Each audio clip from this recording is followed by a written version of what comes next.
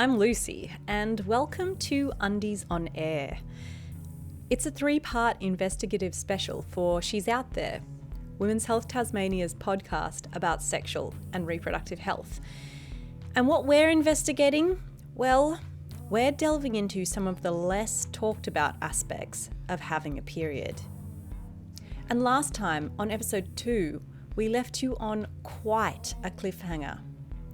We had heard all about how single-use pads and tampons are bad for the environment, they're full of plastic, and their growth in popularity is also caught up with the period taboo, which we talked about in episode 1. So a lot of period havers are switching to reusable products. But what if you can't afford them? And what do you do if you can't even afford single-use period products? On this episode, we're going to talk to some amazing Tasmanian women about period poverty, what it means in their lives and their communities. And newsflash, period poverty? Well, it looks different depending where you live. But what's the answer here?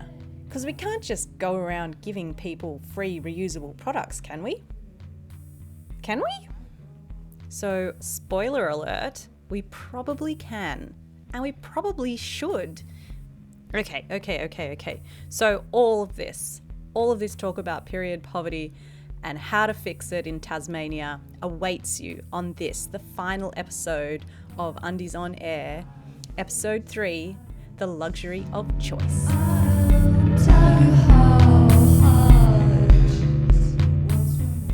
So I'm going to ask you first of all, would you mind telling me what your name is and maybe not necessarily what you do for a living, but like who's in your family or, yeah. My name's Jemma and I have 2 children. I have a son and a daughter. I live with my partner, Gabe, and my 3-legged cat, Monty. Thank you for also introducing Monty. That's You're welcome. Awesome. So Gemma's family actually already uses reusable undies for her daughter, but her situation is tricky. My daughter had started menstruating quite young, and I was at that time using Moddy Bodies, but because she started menstruating so young, they have growth spurts and they change sizes so quickly, and I couldn't afford to get any more. And she was complaining and saying, oh, they're hurting and they're tight. We're on a really low income. So basically my situation is that I work full time and my wage is okay, but my partner is on a disability pension, which is cut according to my wage, and we rent. So we pay a huge amount of rent a fortnight to live in a place that's close to my children's schools and friends. So having the money to be able to go and purchase, you can't just purchase one pair, particularly a child that young. They need up to 7, including the swimming ones as well. And it's just not something that we could afford. So she wore the little ones for longer than she should because we couldn't afford to buy any. So Jemma, what's it like for you and your family to plan for periods? So when you're a really low income earner, sometimes you can just be really low in general. It might not be because you're bad with money, but looking at it as a long-term investment is sometimes not a natural response for someone, especially when you're in financial hardship. I think with periods, it's a short-term thing. So you think short-term because it comes and it goes. So you're thinking about it for the week. So it's cheaper to be able to get your sanitary products because maybe, in my case, you're living pay to pay. You don't have any spare money to put aside. So it's a cheaper option in your head at the time to pursue that.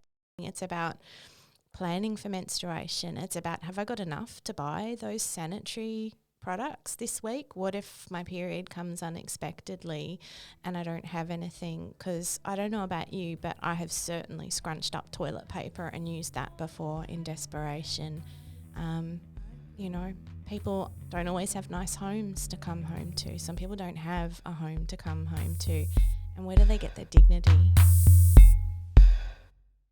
Let's take a hot second to zoom in on that scrunched up bit of toilet paper because we've got data that shows Jemma is not alone. One of the things that the Undies Project did was it asked people who signed up for the free period undies whether they'd ever experienced period poverty. And now we have that data and we're going to share it with you. Now, bear in mind that these results are from a pretty small survey, only 252 people, and they all lived in the Hobart City Council area. So it's basically the most metropolitan city life part of Nipaluna, Hobart, as well as of lutruwita, Tasmania, right? As well, the folk we spoke to, they were all on low incomes in that they had a healthcare card or a pension concession card. And I just want to acknowledge that we know many folk experience financial stress, but for whatever reason, they aren't eligible for a healthcare card.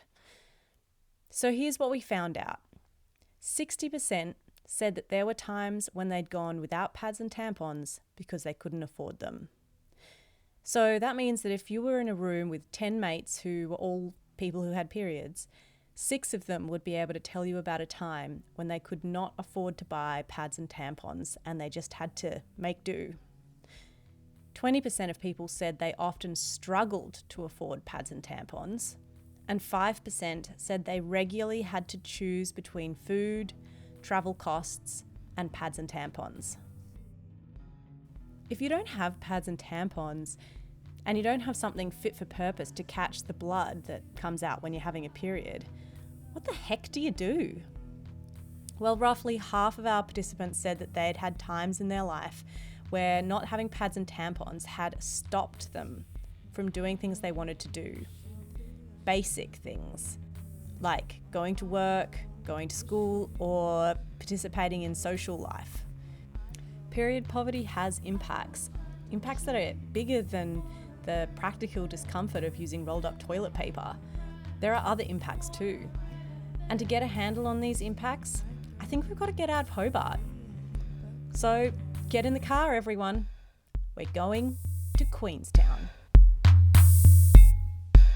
Hey, so Vikki, thanks so much for joining us. I am just wondering, can you kick us off by telling us, where is Queenstown? So Queenstown is on Tasmania's west coast, about 4 hours from Hobart, about 2 hours from Burnie, and about 3.5 hours from Launceston. Now we measure time in hours here because kilometres of distance mean nothing. And for a former Queenslander like myself, who measured everything in kilometres, it takes a lot longer to travel in Tasmania. We have a lot of very hilly, windy roads. So that's why we say it's 4 hours to Hobart. It's 2 hours to Burnie.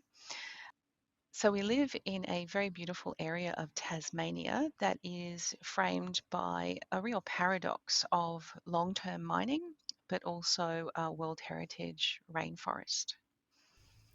That's the voice of Vikki Iwanicki. She is the centre leader of the West Coast Child and Family Learning Centre, and she came on very generously as a guest to answer a question that I don't think has ever been asked before. What is it like to have a period in Queenstown? Well, I can answer, I think, for myself and also for my colleagues and clients that I work with. It can be really isolating and really lonely having a period out here because we're already an isolated location. As I mentioned, 2 hours from Burnie, 4 hours from Hobart. You might not think of us as being isolated, but there's several mountain ranges, winding roads, and not a lot of access to public transportation to get to and from our major centres. So out here, it can be quite difficult to feel comfortable having your period because you just don't have the supports that you would have in a larger city. So those supports could be things like a regular doctor that you could go to and talk to about the usual or unusual symptoms, side effects that you might have of your period. Our medical service is characterised by a high dependency on locums, so we don't have that continuity of care where I can really have a great conversation with my doctor about what might be normal, what I should maybe be a little more wary of. So there's not that kind of medical support. And then there's still a lot of really shame around periods here. People don't talk about it. It's not a topic of conversation that's freely discussed in the broader community. In my context, working with social service providers, it is discussed, but there's several financial barriers to having uh, a comfortable period here. So those financial barriers are significant for much of our community. We're in a very low socioeconomic community. Um, our typical income here is only about 66% of the Tasmanian average, and actually over a third of our population in Queenstown, which is there's only about 1,900 of us, over a third of the people earn less than $650 a week. So these are people who are already experiencing financial disadvantage, and to be purchasing period products out here is quite expensive. So we have significant transportation costs associated with getting products out to a very, very small population base. So 1,900 people, we don't use as much as a suburb just about anywhere else. So it costs us about 25% more for period products. Um, so we have a diminished income, an increased cost to purchase those products, and then our selection is very, very limited and traditional. So we are very much limited to pads and tampons, disposable pads and tampons. We have there's no shop here that sells period underwear, reusable period products. Um, there is no shop on the West Coast, a region of about 5,000 people, that sells underwear, much less period underwear. So those can become really significant barriers and can really impact upon a, a woman's ability to not suffer through her period, but rather, to just move through it in a positive way. Wow, so it's more expensive, and there's a whole bunch of like social and cultural things happening. What do people do in Queenstown if they can't afford period products? So, in the setting that I work in at our Child and Family Learning Centre, we have great connections with local social service providers, and they're able to work with us to provide products that women need. So, we're able to provide those products for free. But that's really limited to the small group of people that we serve. Other people are really forced to choose between buying bread and milk for their children or purchasing period products. So it can be a huge barrier for people. If they can't afford it, they'll just use toilet paper. Um, that seems to be quite common that people will use toilet paper. Yeah, Vicky, I would agree with you. I think that's really, really common. What do you see as the big impacts of this in the community, Vicky? Look, I think any of our community members that feel shame because either they can't afford period products or they don't want to talk about the possible side effects of their periods that is causing them discomfort. I think the outcome of that is a poor mental state. These are people that are much more likely to become even more isolated because they feel shame in not being able to take care of their families first and foremost, and then themselves. So we will often have women out here who will have ongoing gynecological problems from childbirth who won't get those problems seen to because they have to travel away, and who's going to look after their child. With mental health in an isolated community, we're already very vulnerable to suffering from poor mental health. So anything that can be a barrier in our lives, and that includes the period poverty that we experience here just becomes one more brick in that wall that we're trying to climb every day, to be, a resilient and vibrant community. So we really want to see some answers to combat period poverty out here, because our women are suffering, which means our families and communities are suffering.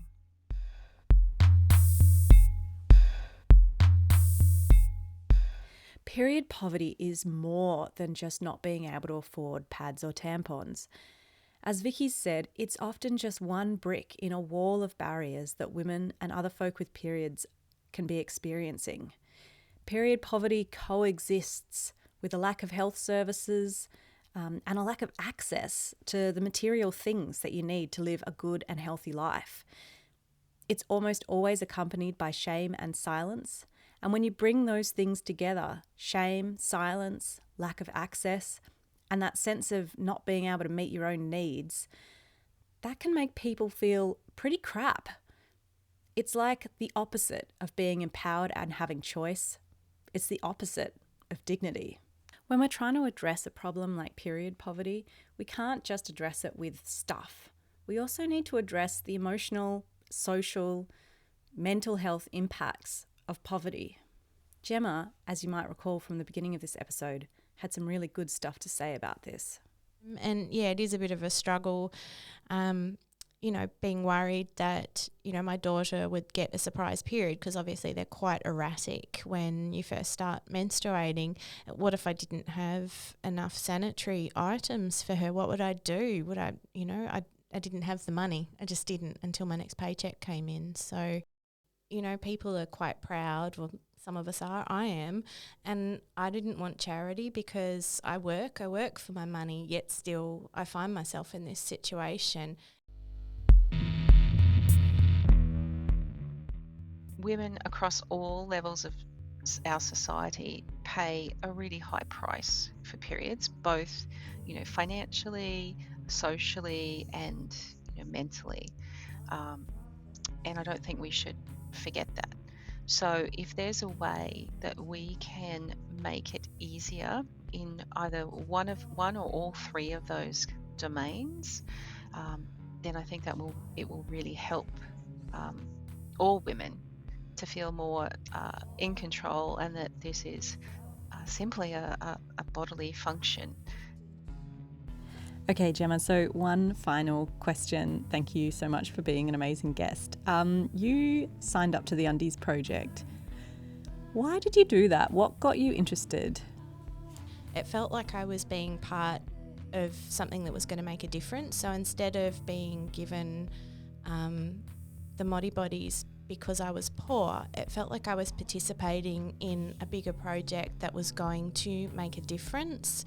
It made a difference to my daughter, and I felt that it could make a difference more globally. So that's why.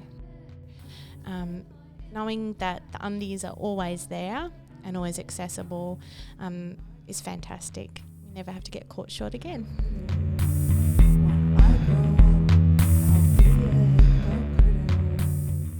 Period poverty is both really, really personal, but it's also about the big picture. So tackling period poverty, it means we also have to tackle issues around things like fair access to services, and we also need to make sure that what we're doing to end period poverty does actually leave people feeling empowered and like they have choices. Okay, period powerhouses, that's it. Your final episode in this 3-part period manifesto for lutruwita. If you want to keep the conversation going, did you know that Women's Health Tasmania actually has a brand new period workshop, which is for all people who have a period? So if you want a safe space to talk periods and learn stuff, why not drop us a line and find out when the next one is happening? Or better yet, help us organise one in your local area. You can also read more and participate in the Undies project by heading over to the Women's Health Tasmania website or following us on the socials. A huge thank you to Jemma and Vikki for coming on this episode, and a big thank you to all our guests. I have had such a blast talking to them, and I really hope you've enjoyed listening. Also, big thank you to Pretty in Pink for letting us use her song Hippo Critter for this podcast series, and to Red Thread for letting us into their state-of-the-art podcast studio. Okay, it is definitely time for me to get out of here. Remember, if you ever want to give feedback about this podcast, you can. We love feedback. We love hearing from you, so hit us up on the socials or through the website. Okay, I've been your host, Lucy, and from all of us here at Women's Health Tasmania, we wish you a very good period. See you later.